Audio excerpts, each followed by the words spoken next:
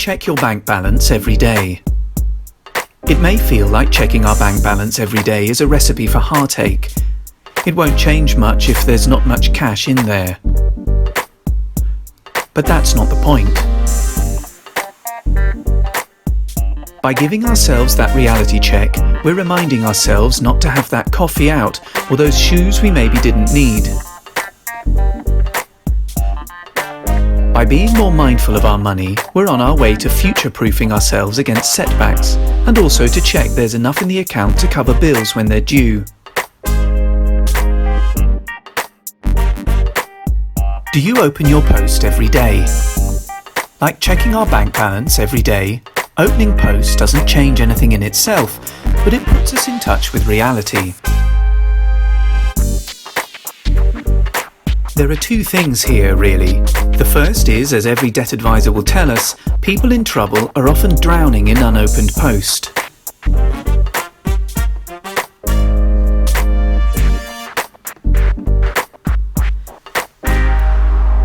The second thing is, if this is us, and it's fear, not laziness, causing the paperwork to pile up, get help.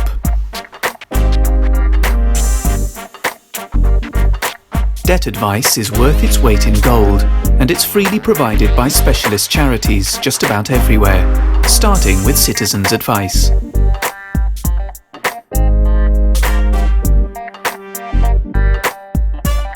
Do you feel confident to say no if someone pressures you into something not right for you?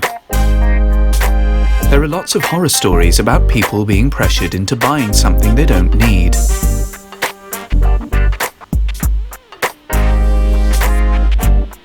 In shops, we're sold warranties we don't need. In banks, we get overdrafts and credit cards so they can charge us when we get into debt. And in weekly payment stores, we're talked into buying insurance and paying loads for delivery on things that are cheaper elsewhere. Imagine how differently we're treated when we're alone and when we're with someone else.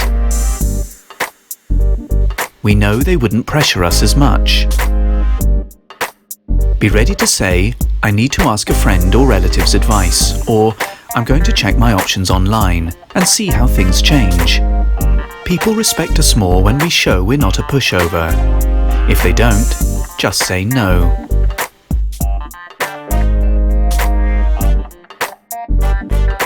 Do you set aside any money for savings each day or week?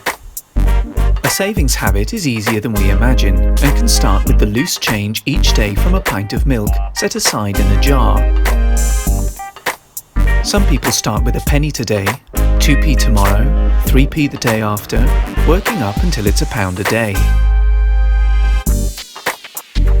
It grows quickly and gets addictive.